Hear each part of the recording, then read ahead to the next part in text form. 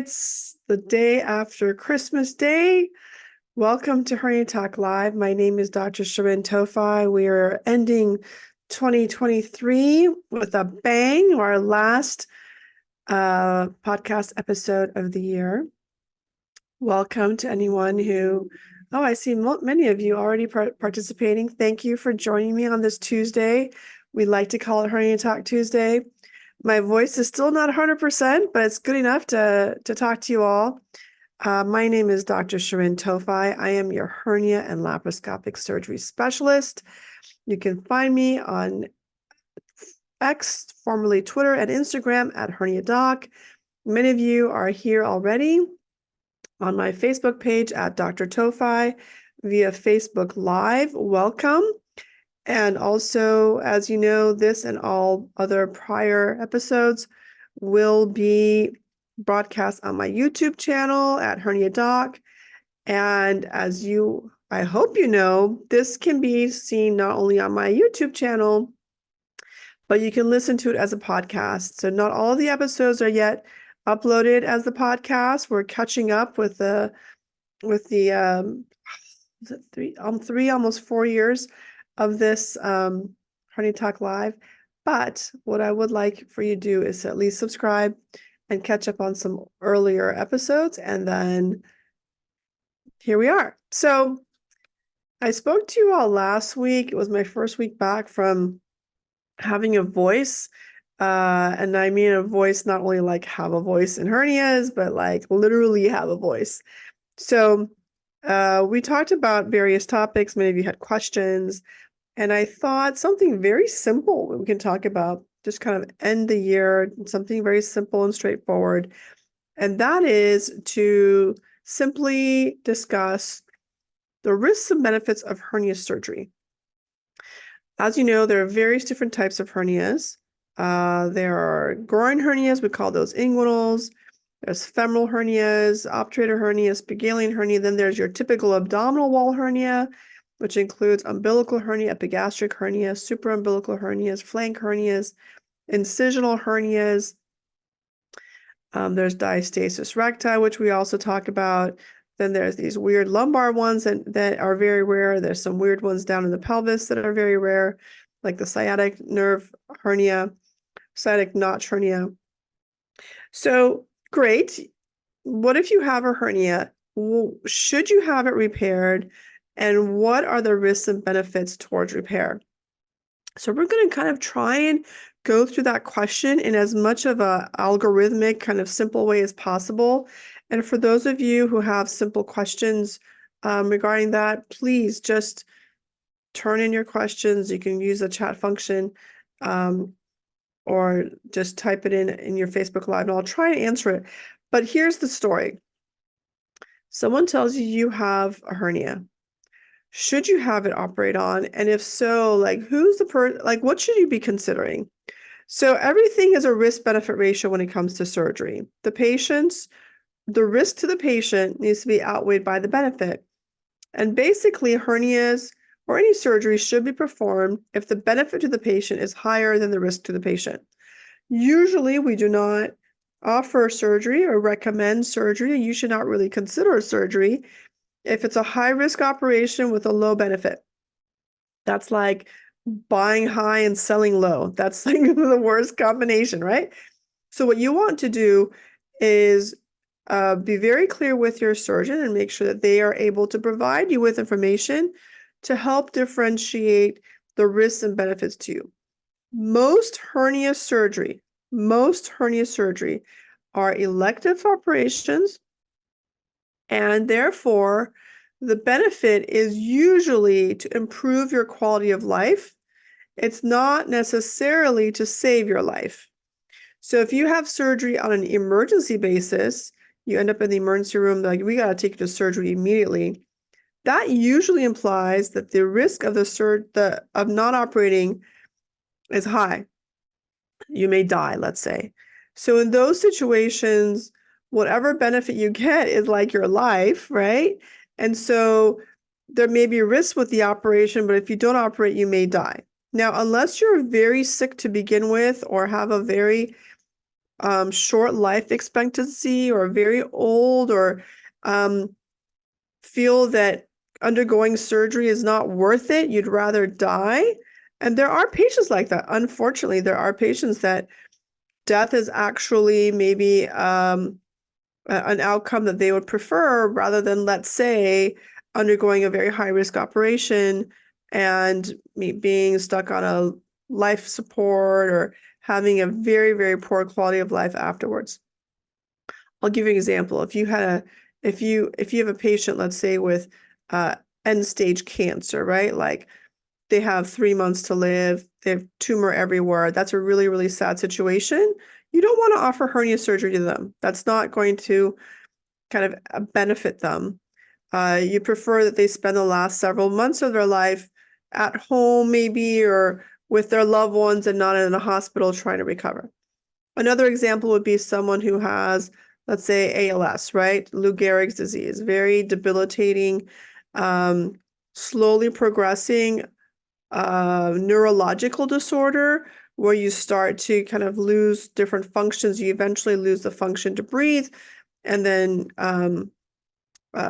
you may or may not want to be on a respirator, and then eventually some complications occur and you pass away. So in those patients, we usually do not recommend a hernia surgery. It's usually intended to improve your quality of life, and most people that have much more serious illnesses to deal with don't really get much of a benefit in quality of life by fixing their hernias. So those are extreme situations where, regardless of the type of hernia, not undergoing surgery is probably a decision that would be made because their current standard of living is very, very poor. And no amount of hernia surgery is going to fix that. So that is where like the risk benefit ratio is such that the risk of surgery, which be, wasting time, recovery time, pain, etc., is not really worth it. Because you're not going to gain that much benefit if you're, let's say, have a low chance to live from another disease process. So that's one extreme case. The other extreme case is a completely healthy person that has hernias and they don't like the bulge. They keep pushing it back in. It hurts them. It prevents them from being active, going to the gym. It prevents them from intercourse because it's painful. It prevents them from something simple, having their shirt off, let's say, or wearing a midriff-bearing outfit because they have a bulging hernia. So in those patients, they don't have necessarily like any life-altering hernia, but they're otherwise young, healthy. They would undergo surgery without really much risk to them. And their benefit may be completely psychological, not even a medical benefit. They just will look better or feel better about themselves if they have their hernia repaired. That is like the complete opposite situation where you're fixing a hernia to improve a quality of life because it's considered a relatively low risk operation in a young, healthy patient. And they would like to have the hernia repaired for that purpose. So those are like two extremes, right? When we talk to patients, we, as surgeons, we do two things. One is we assess the patient's lifestyle and what's important to them. Why do you want this hernia repaired? Because a doctor told you have a hernia, you didn't even know, you have no pain, you can't even see a bulge, and no one told you until you got some random CAT scan because you were in a car accident, and now they say you have a hernia. Or you're coming to me because it's hurting you, it's bulging, it's painful, think it gets stuck, you don't like how it looks. Or let's say part of your job, you're either a wrestler or gymnast or a model or actor, and you'd like to have a flatter look. Is it a cosmetic thing?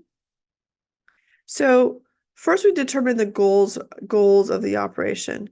If you're an elderly patient that's at home and plays billiards or plays bridge, or what's the new one, mahjong, let's say, and you have a hernia, and oh, by the way, you had a heart transplant or you've had multiple strokes and heart attacks before, you know, if you didn't really have any symptoms from your hernia and your lifestyle is relatively sedentary and the hernia is not affecting that, and you have a lot of other medical problems, that's a situation where the goal, which is to have a normal lifestyle, is not really being hurt by this hernia. So you can elect not to have surgery. So let's first figure out what's your goal. Why are you here? You're here because someone told you you have a hernia.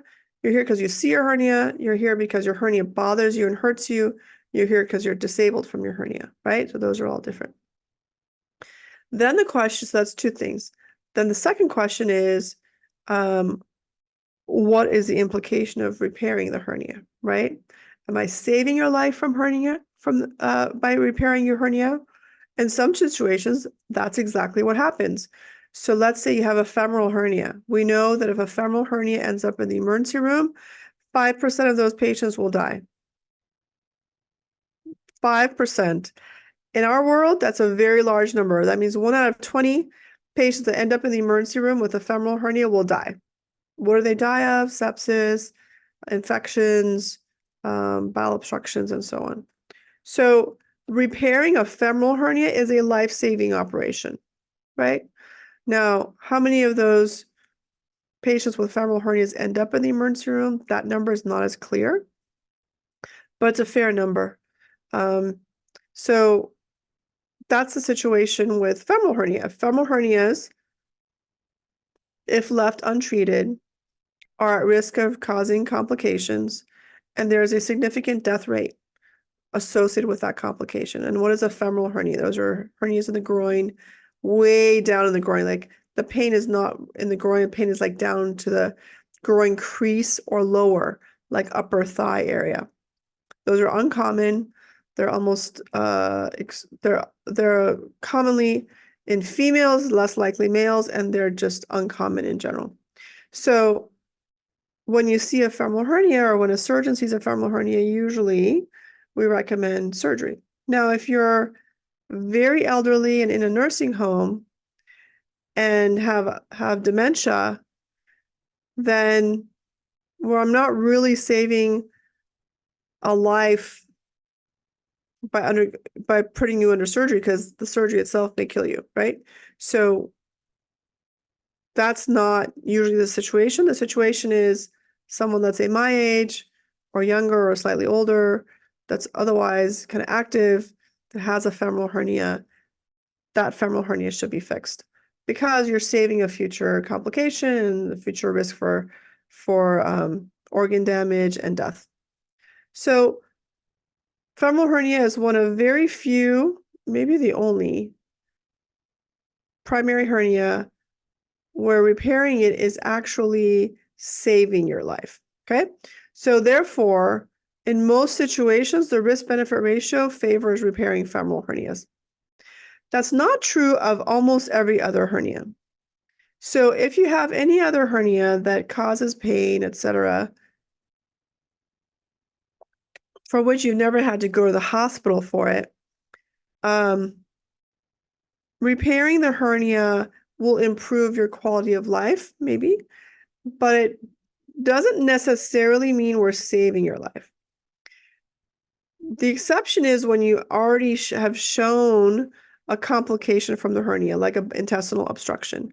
If you have any hernia, wherever the hernia is, and there's a loop of intestine that's in the hernia, and there has been at least one episode where the loop of intestine, small bowel, large bowel, colon, gets stuck in there, and it had to be manually released or whatever, or it cannot be released, it needs to be surgically released, then in those situations, surgery is recommended. Because if you allow that to keep happening, the risk is that one day that bowel will not get, will actively get stuck. And when it does get stuck, then you need emergency surgery, and there's a complications associated with that.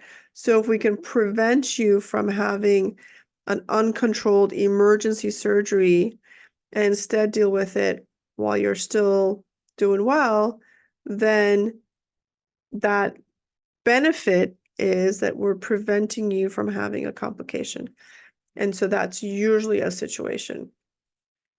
So we'll go through a couple more scenarios of like risks and benefits, because I have specific situations where you may have a hernia and you should not get it repaired, even though you're otherwise young and healthy. And we'll go through those specifically, because when you undergo a consultation with your surgeon to talk about hernia surgery, I want you to kind of think like you would want your surgeon to think, which is, what is the risk? What is the benefit? And what should I do to maximize the benefit and minimize the risk in my decision? Okay, we have a couple questions coming up, so let's go through that real quick. One says, I had keyhole surgery, which is considered laparoscopic surgery. We don't use the term keyhole in the United States as much. It's usually a British thing. I wonder if you're from the Great Britain. I had keyhole surgery to fix a large inguinal hernia. Now it feels tight, uncomfortable, and is causing pain in the testicles, and especially when I need to poop. Is it risky to remove this mesh? And if so, how risky? Great question.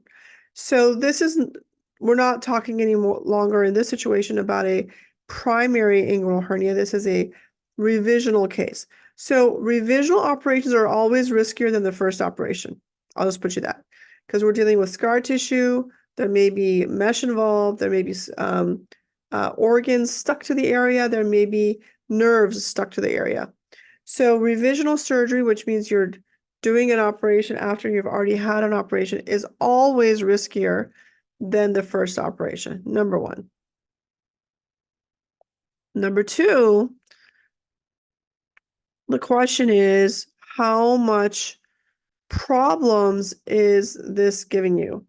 And what's the risk of just doing the operation? And I'm going to caveat this, which is, whenever I talk about revisional surgery, I'm talking from the point of view of a hernia specialist. So as a specialist, 80% of my work is revisional surgery, whereas the average general surgeon probably never does revisional surgery, or it's less than 10-15% of their volume. So mesh removal, for example, is not considered something the typical general surgeon does. It's usually something best performed by a hernia specialist. So therefore, to me, I know there are risks with these operations. However, I do so many of them that, to me, those risks are, at least in my mind, reasonable. Whereas if you have the same operation with a surgeon who is not a specialist, then you could really mess up a patient. You can cause a lot of injuries. Today already I'll tell you my today's story. So today, it's day after Christmas, full clinic. I mean, I don't know if people just had the time off or what. Since I'm working, they maybe have time off. I had back to back to back to back to back patients. Every single one was revisional. One patient was in a wheelchair. Can you believe it? From a hernia-related complication. I had a patient from Germany, Canada, Mexico. Like, people are traveling. Every single one of them had a prior operation. Every single one had operations prior by non-specialists. And these patients are suffering. They're in the hands of non-hernia specialists that are doing the wrong procedure, providing the wrong plan of care, and causing years and years in a couple of these situations of suffering by the patients. So when I talk about revisional surgery, I usually mean if you go to a hernia specialist that does this for a living. So in your situation, you had laparoscopic surgery for a large inguinal hernia. Now you have tightness and discomfort, testicular pain, and when you poop, it actually hurts more. So let's figure this out. Number one, do you need mesh removal? Not necessarily. You may have too tight of a repair. That may get better with certain injections or time or massage. You don't need to remove the mesh for that. You may have testicular pain because of the mesh or because of the type of repair. And that it's not an automatic. You may just need kind of some injection again or some surgery to provide a little relief of your spermatic cord interaction with the mesh. My point is never jump straight to mesh removal. One of the patients I saw today, they jumped straight to mesh removal. Completely did not need the mesh removal, by the way. But now that's another operation that was done unnecessarily, which is causing even more problems because it was done by a non-specialist, and now we got to deal with the consequences of that second operation. So never jump straight to mesh removal. Mesh is not always bad. It's not always a problem. It could be an adhesion problem. It could be a recurrence problem. It could be too tight of a problem. It could be a fixation problem. So what you really need to do is to go to see a hernia specialist, and they can help figure out, like for these patients, I spent more than an hour on every single one of these patients. One patient canceled because she was sick, which allowed us some breathing room in the office to catch up because I was spending more than an hour per patient. That's how complicated the patients were today. So yes, removing mesh is risky, especially laparoscopic mesh, because you have major vessels in your groin, you have spermatic cord and nerves that go down to your testicle. There are nerves in the area, and the bladder is nearby, and intestines are nearby. So in the hands of a specialist that does this on a weekly basis, it's not as risky to the patient, but it's still a complicated operation. So I don't want to downplay mesh removal ever, ever, ever. And if anyone says, oh, it's a mesh, let's go straight to the mesh, maybe double check and triple check. I always say to get second and third opinions because these are risky operations for revisionals. But thank you for asking that question. Okay, here's a question. I have a cystocele and they want to use polyurethane, maybe polypropylene mesh, and I'm concerned about using this kind of mesh due to so many people having issues to this type of mesh.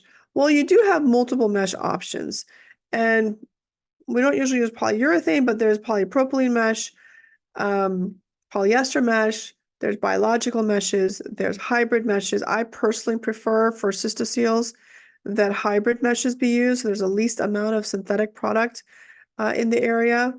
So I'm with you. I'm not a fan of placing meshes against potentially risky areas of organs because those, you're right, there have been complications in those areas. So we talked about, are you saving a life or are you improving a life? Most of the time we are improving lives. We're not necessarily saving a life because the risk of dying from a hernia is relatively low, unless it's like a femoral hernia where we discussed it. But there have been clinical trials to kind of try and figure out how much are we improving people's lives by hernia surgery. The two clinical trials that we know about are the long-term studies for inguinal hernias called Watchful Waiting, and then also a umbilical hernia Watchful Waiting trial. These are primary hernias where patients were told, half of you get surgery, half of you, let's see what happens if we don't operate on you. And their quality of life was not considerably lower in most situations. They did just fine. None of them died because their surgery was delayed.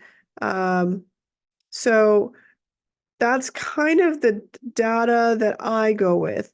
So for example, the Watchful Waiting trial for inguinal hernias showed that by year 5, about a quarter to a third of patients, their quality of life is affected by the hernia and they undergo surgery.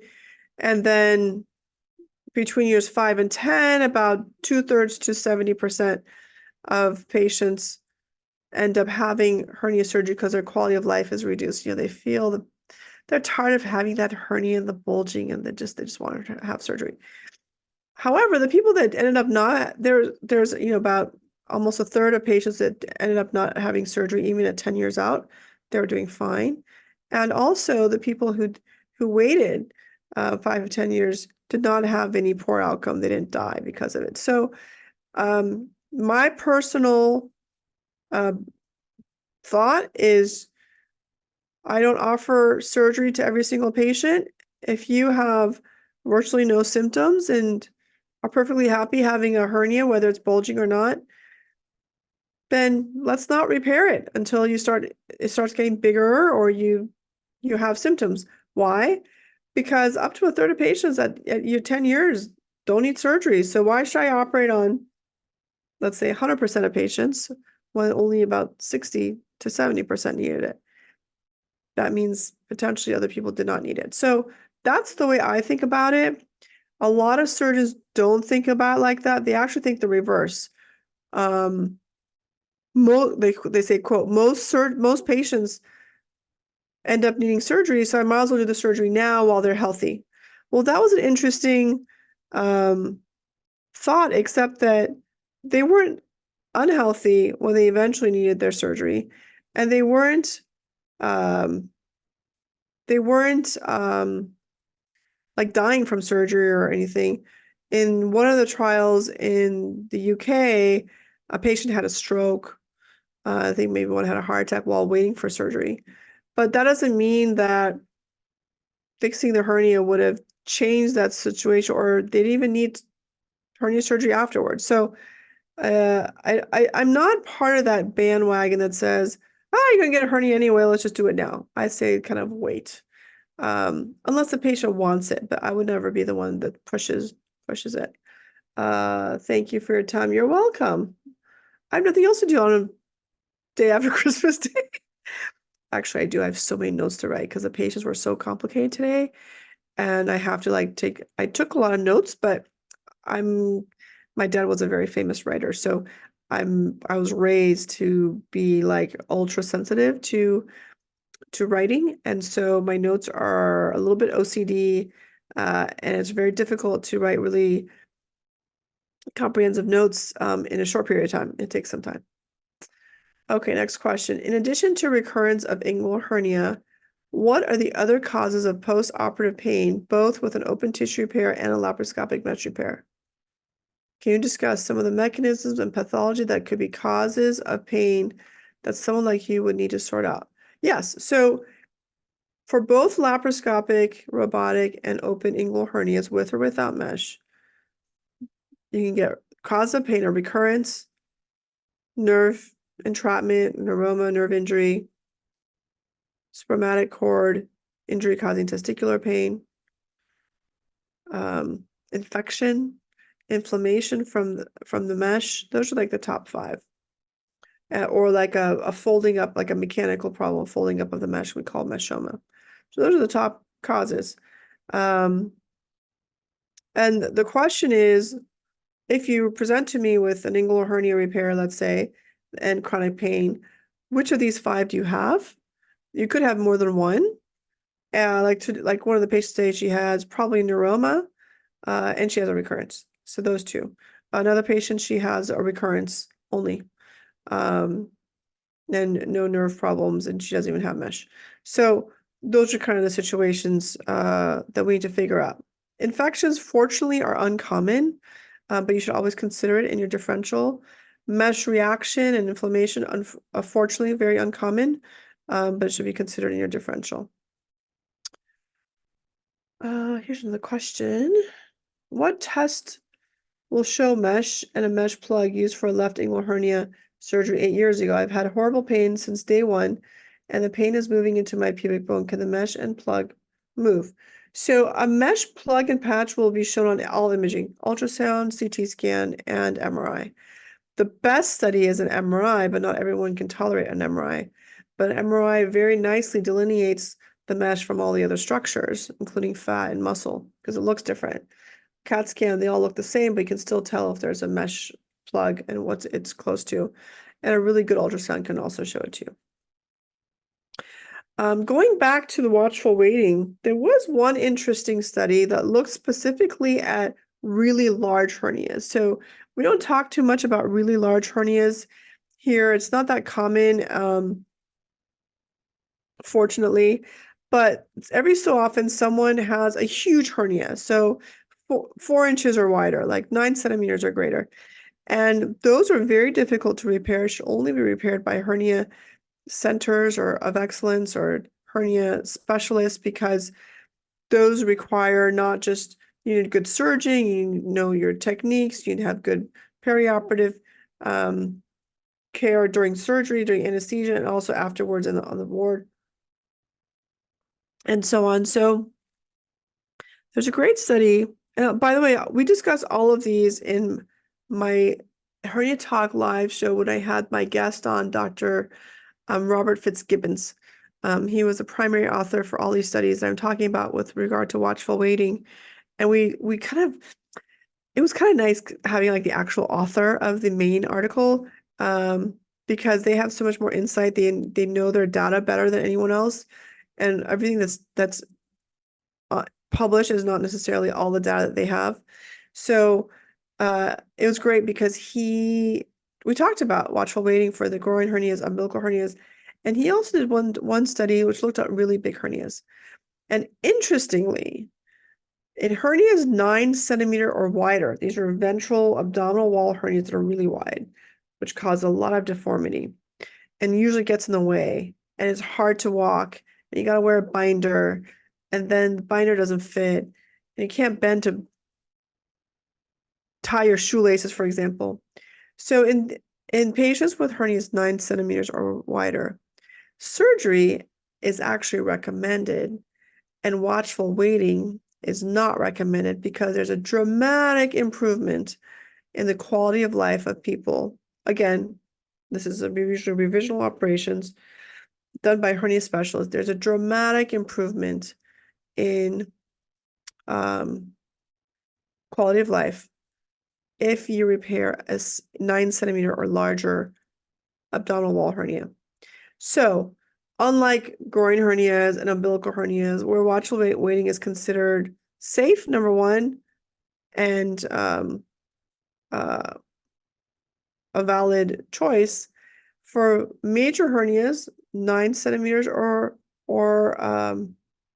larger, wider, it's actually good to repair those. They're very complicated, so don't just like willy-nilly do that. But that's just kind of like the best way to improve your quality of life for those really big ones is to get those repaired, and you must do it in a hernia center or kind of a hernia specialist. And again, if you have any questions, I see many of you are online. Thank you very much. If you have any questions, just put them in the chat and I'll try and answer them.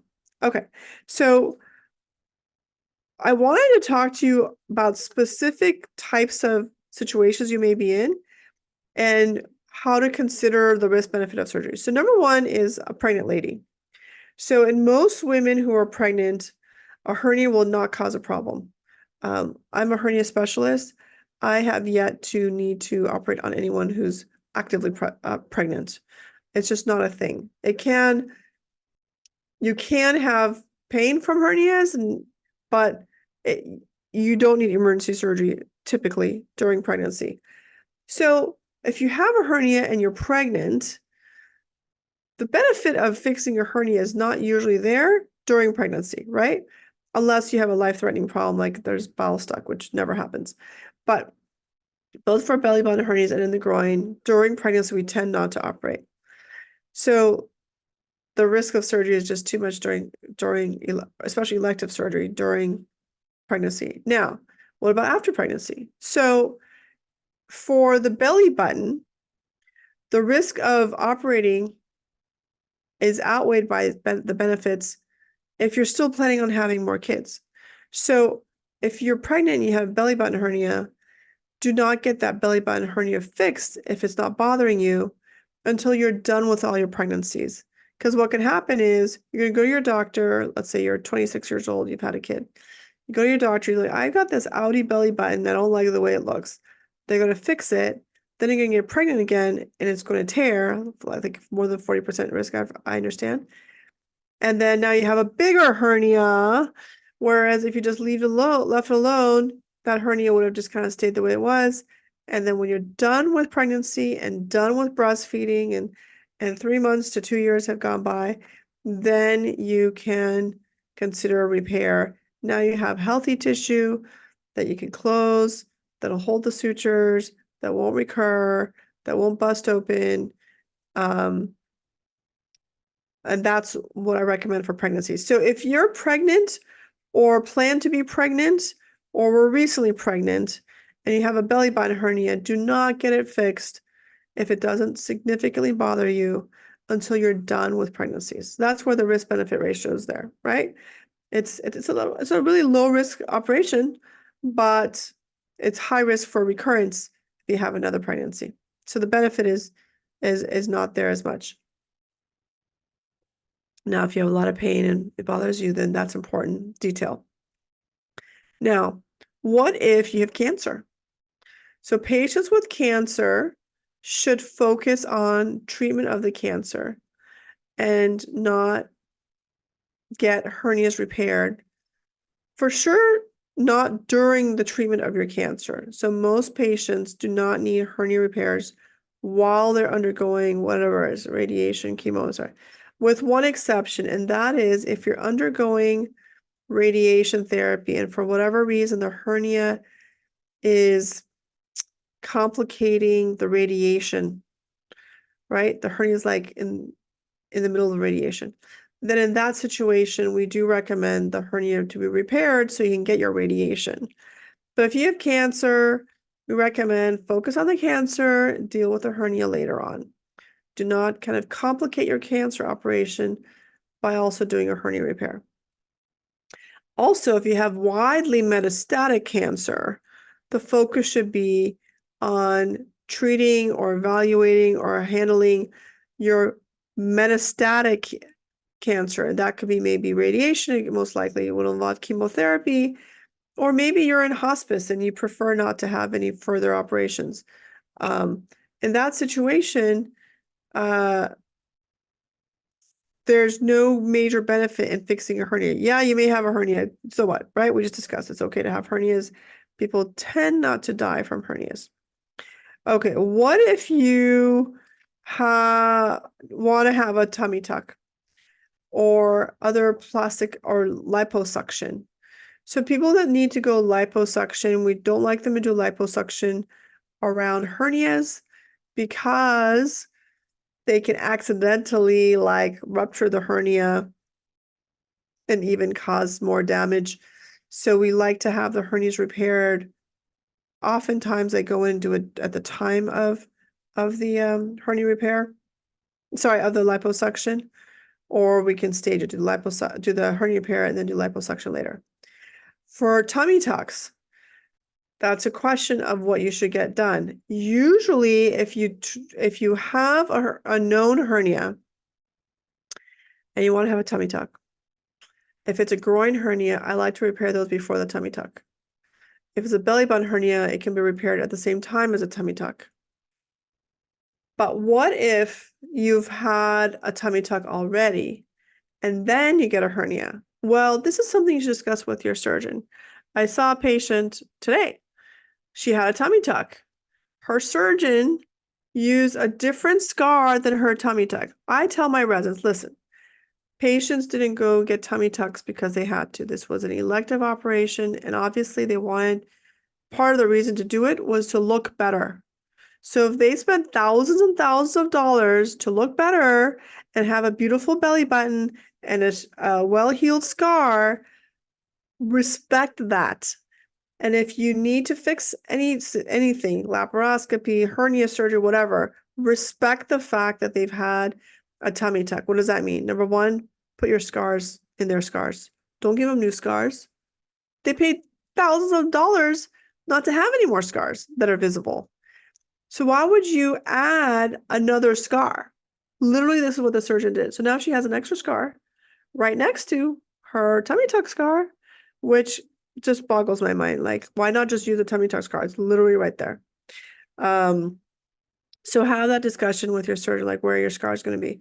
And that's something that if you've had plastic surgery and you need more surgery in the area, do review it, because it may not be worth it to you to have an ugly scar nearby or ruin your tummy tuck by going to a surgeon who doesn't understand what happened to you and then messes up the work of a perfectly good plastic surgery, right?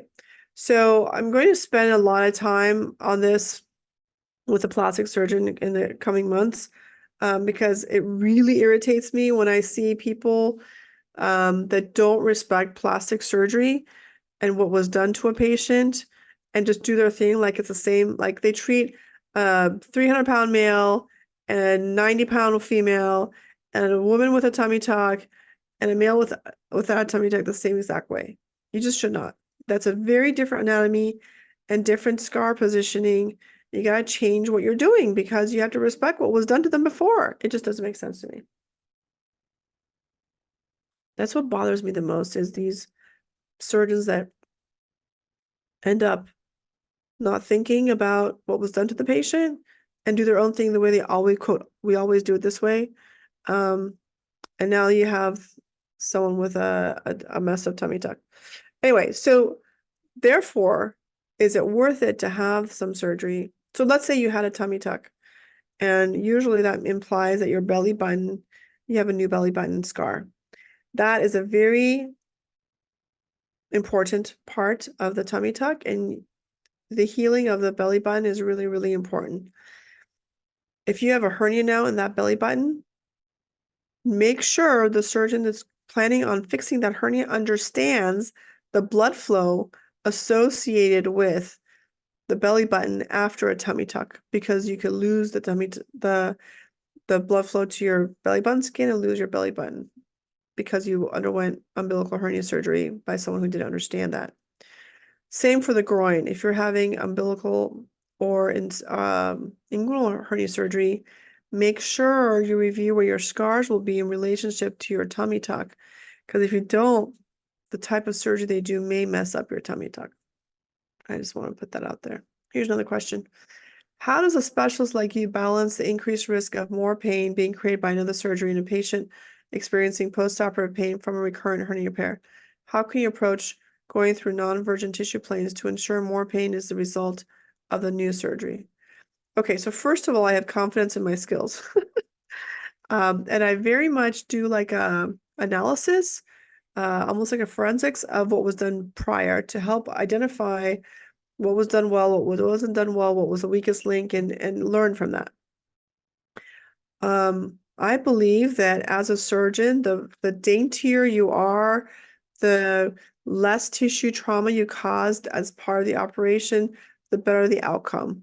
I also believe that a good surgeon has ultimate knowledge of anatomy.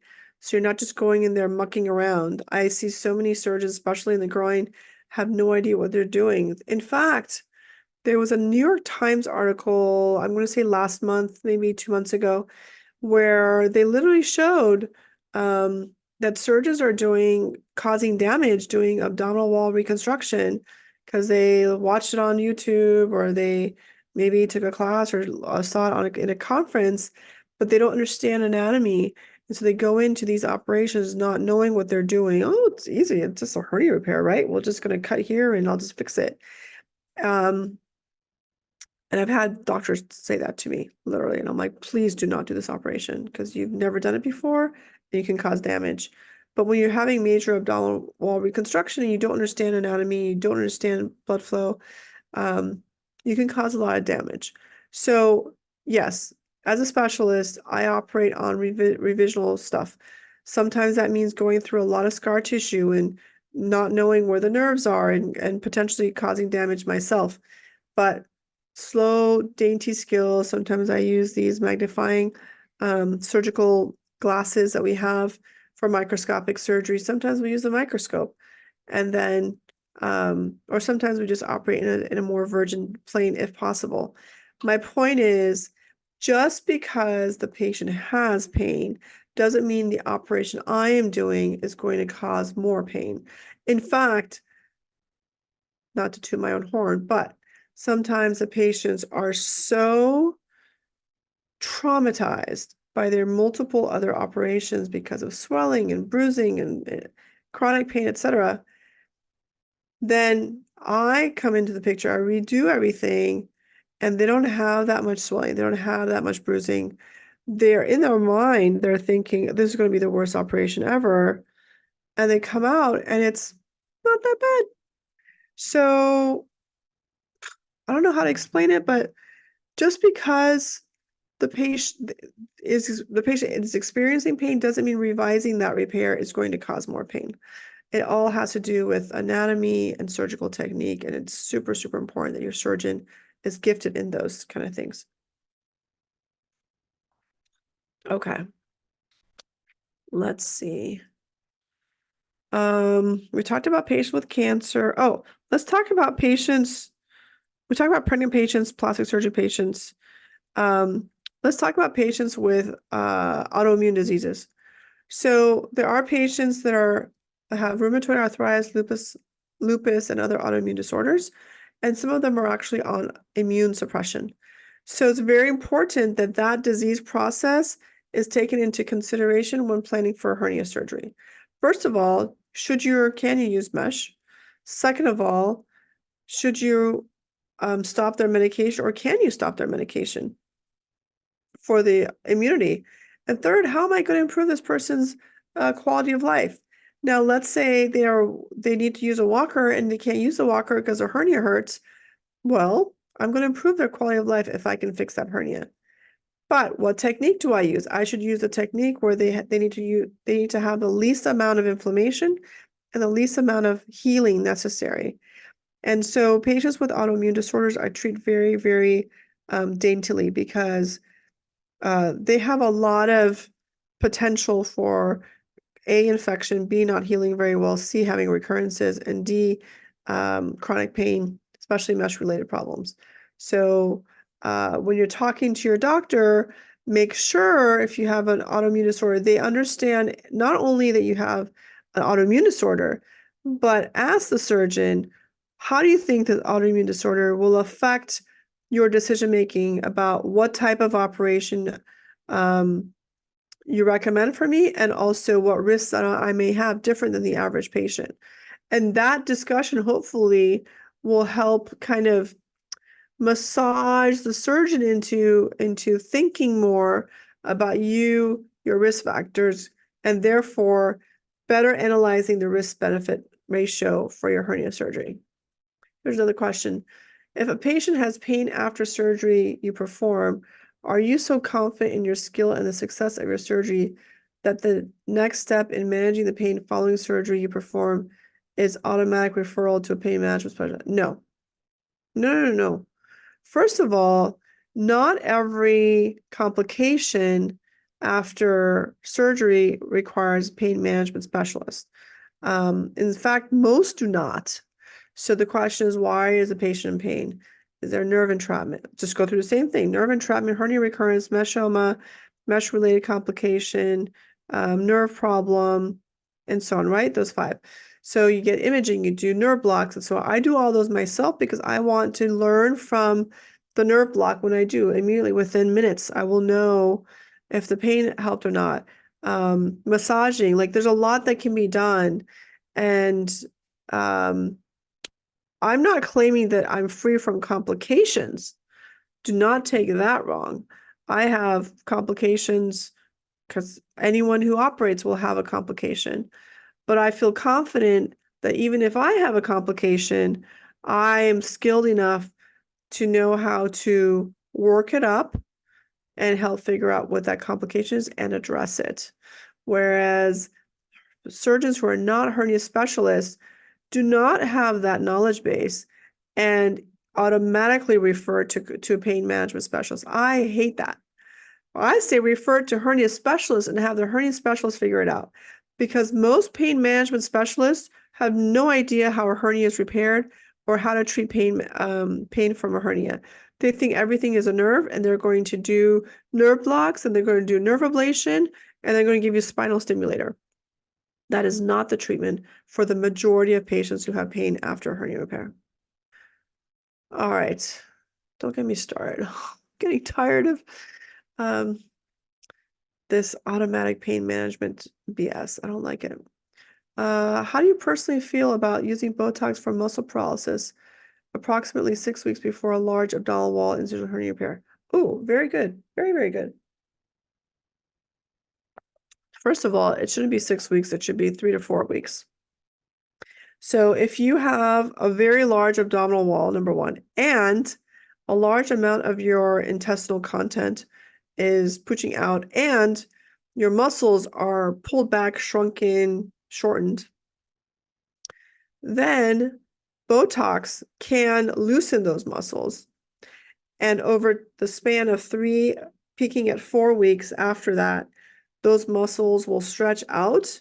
So when your surgeon goes in there, your surgeon has more muscle and more length available. You may actually notice that your hernia gets smaller because your muscles start to grow around it more. But it should be done 3 to 4 weeks, not 6 weeks. 6 weeks, you've already gone beyond the peak of improvement with the Botox. So again, if it's your first surgeon, always get a second opinion to make sure everything is done correctly before you choose a surgeon. Next question, how are you able to find the genital nerve for injection? What landmarks do you utilize to find the genital branch of the genital femoral nerve?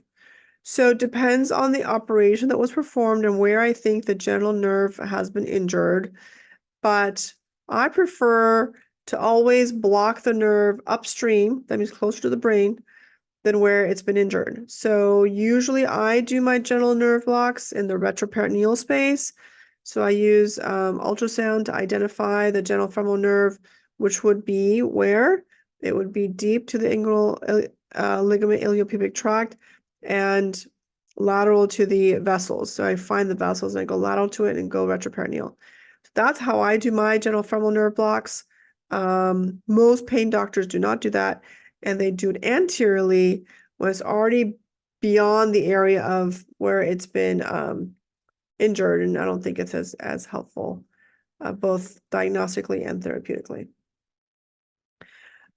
Should we talk about inflammatory bowel disease? So if you have an inflammatory bowel disease, that's usually Crohn's disease or ulcerative colitis, then fixing your hernia, especially in the abdominal wall or the groin, needs to be balanced with the risks of the operation, because the risk of surgery in patients with ulcerative colitis and Crohn's disease is much higher than the average patient. Why? Number one, it's an autoimmune disorder. Number two, it's an inflammatory disorder, and those bowels can be inflamed. What is mesh? Mesh is a highly inflammatory product. So number one, are they going to use mesh? Number two, where is that mesh going to be? Better not be next to the bowel. That's where the risk-benefits ratio of surgery is.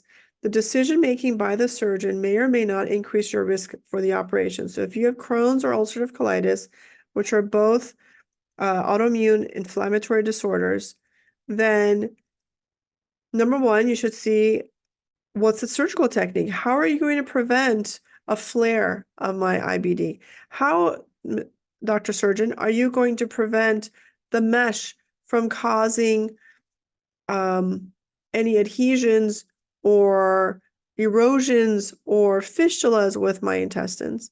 Number three, how are you going to reduce the risk of infection? And so on. So these are all questions that if your surgeon and you sit down and you review, like, how are you changing my care because I have inflammatory bowel disease? If you have a surgeon that's thinking about it, they understand that the medications you're on is going to increase your risk of infection. Therefore, they're going to use a mesh with a lower infection potential. They understand that mesh can erode, so they're going to bowel. They're going to place the mesh away from, use a technique to place the mesh away from the bowel. They may choose a lower inflammatory mesh, for example. Those are all little details that can manage that risk-benefit ratio to lower your risk of complications and improve the benefit of the surgery, given, let's say, you have inflammatory bowel disease. Let's see, does the ultrasound penetrate far enough to find the genital femoral trunk posteriorly? You don't need the trunk, you just need the branches before it pierces the iliopubic tract. I've had pain ever since having left inguinal hernia repair with large 3D max mesh using robotic surgery 6 months ago. I can pinpoint where the sutures have been placed. Okay. Nerve pills have not helped. First you have to see if even sutures were placed. It doesn't matter if I'm at rest or active. It can be stabbing or spastic, and it radiates into the groin. A good night's sleep is hard to come by because it hurts to sleep on. During this, I've developed diverticulitis of the sigmoid colon that I've never had before, usually not related. Do you have any recommendations of hernia specialist surgeon teams near my area of Fort Wayne, Indiana? I recommend you go to either HerniaTalk.com and pose your question, or search for Indiana on as a keyword on HerniaTalk.com. And anyone can do that if they're looking for doctors, because we talk about a lot of different surgeons on HerniaTalk.com. Or you can also go on to the American Hernia Society webpage, and there's a Find a Surgeon section, which just basically shows you if there's a surgeon around you who is a member of the American Hernia Society, and then based on that, you can interview them to see if they would do something like treat revisional hernia patients. Here's a question. What do you recommend for recuperation after surgeries? I don't know. Walking on the tropical beach in Mexico. Like, I don't know. Walking on a tropical beach in Mexico with your sweetie. Oh. Okay.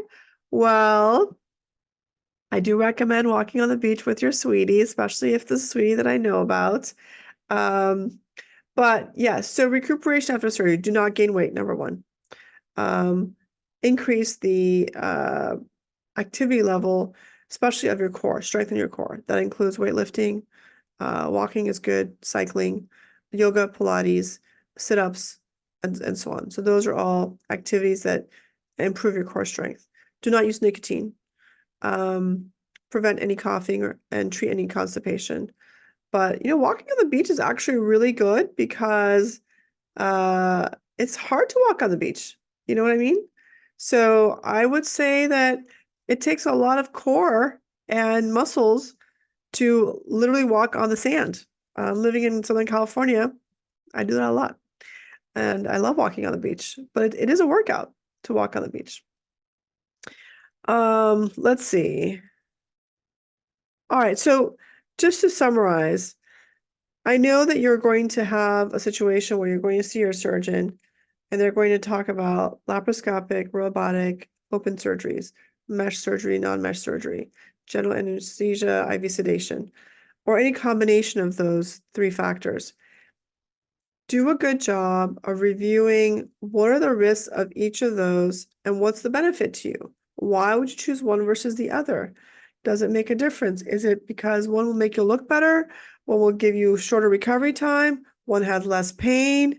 What is the situation? Where are the scars? Those are, risks and benefits that should be reviewed.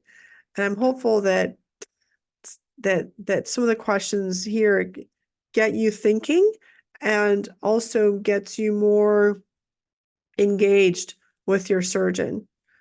Here's a question. Do you recommend abdominal binder after laparoscopic hernia repair? I do not. For the groin, I do not. For the abdominal wall, yes. Can this be purchased near your center in Beverly Hills? I actually recommend the Caromed, CAROMED, 2-panel and 3-panel binders for the abdominal wall. I'll do a post about it on my Instagram, but that's what I recommend. You can buy it from my office, but you can buy it online too. I don't like make them. One day I will make my own binder, but that hopefully will be in the near future, but not this year. So again, talk about those three factors: type of anesthesia, type of mesh, and type of approach and technique for the surgery, number one. And number two, if you have a surgeon who doesn't want to talk about that, that's the wrong surgeon. You need to have an educated discussion with your surgeon about those options. And then be very clear with your surgeon what is your final outcome. You want a flat abdomen? Do you want good look? Are scars important to you? Is it all about the recovery time? Do you have a lifestyle that involves a lot of lifting or heavy stuff? And then based on that, make your decisions so that you get the lowest risk operation that'll give you highest benefit. And on that note, that's all I have to say. I hope that was helpful to you. Thanks to everyone who participated. That's a lot of people for the day after Christmas. I hope, well, I'm going to go home because I'm working all week, but I hope many of you are on vacation and taking the time off to be with your loved ones. And if you're not, you can listen to my podcast, HerniaTalk Live, or follow me on YouTube. And make sure you subscribe, and that way you can be alerted each time a video is uploaded. By the way, next year I've got some really cool stuff coming up. We'll go over them next week, but I'm super excited because we're going to have a lot of fun in 2024. Thanks, everyone.